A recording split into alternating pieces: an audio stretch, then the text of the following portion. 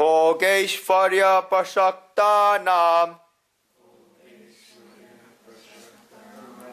Taya Aparta Chetasam Taya Apte Chate Sasam Vyavasayatmika Buddhi Vyavasayatmika Buddhi Samadhau na vidiyate Samadhau na vidiyate. Arjun, the intelligence which discriminates between right and wrong, intelligent discriminates between rights and wrong, of those who are devoted to enjoyment and power, and whose minds are carried away by these words of the Veda, is not well established in a self or in concentration. So the consequence of doing actions for their fruits is that one is not truly established in the power of the God, Supreme Soul that resides inside their hearts. These people's minds can never be firm, they can never be steady, they can never be patient. Because all their wishes cannot be satiated, and they just go from one thing after another, and their mind can't be patient. Once they attain one thing, they want to go to the next thing. And as soon as they attain that next thing, they want the thing after that. Their minds, therefore, never become steady within the self.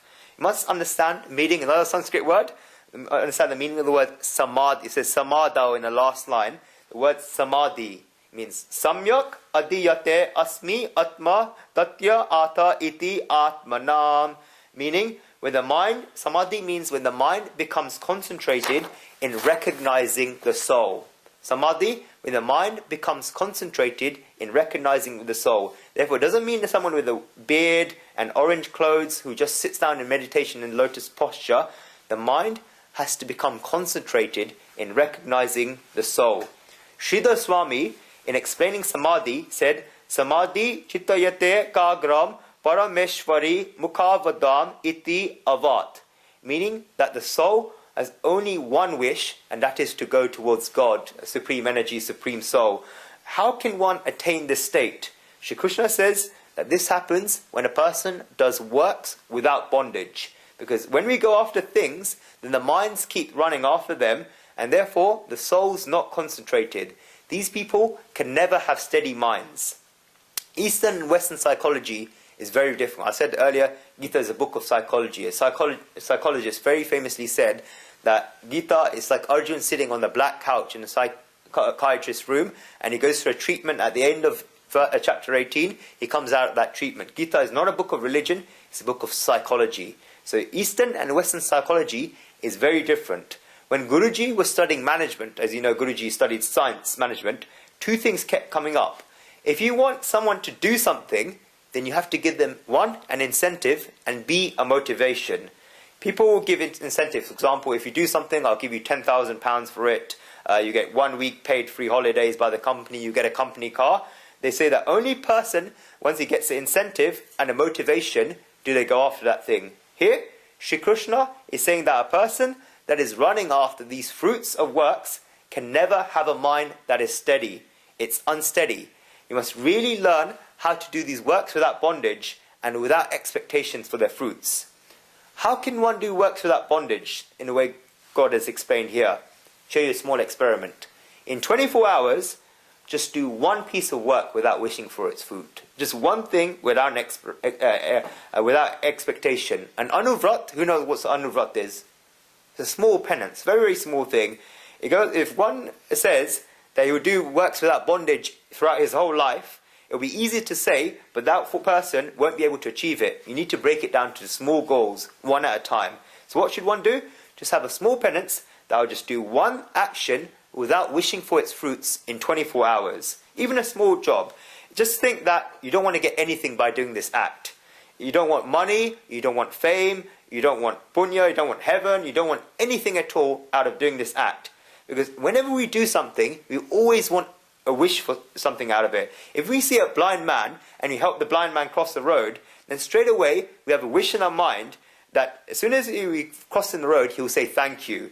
Is when does this wish come about? When the person doesn't say thank you. If he says thank you in reply and you say, no, it was my duty, it was my pleasure, and you carry on walking. But what if that person, what if that blind man didn't say thank you to you and just ignored you and continued walking? Then you would immediately think, what kind of a person is this that doesn't even say thank you to me? So we did not help him cross the road so that he could say thank you. Do it without expectation. And it said top people in any field say that when you've got this mindset, when you're doing things without expectation, you're not doing something for someone without expecting, the energy they get out of you is a different thing altogether. The trust and the energy they build up, you give in such an amazing vibration, you don't care about attaining something out of them. You just want to do it for the sake of it. Just want to do it without expectations in anything. In a relationship as well, when a husband and wife is always like, oh, I've done so much for you, you never do this for me, that's expectation. When you do it out of pure love, without any desire for expectation, that you give off a certain energy. So that's what Shri Krishna is saying. If we do good deeds and a wish arises in our minds, the bliss from doing that activity goes away. The enjoyment of that activity goes away. It's pure logic. Shri Krishna tells Arjun to do works without expecting their fruits. Only then will the mind be steady. So therefore, start off small. Do only one activity in 24 hours without wishing for anything.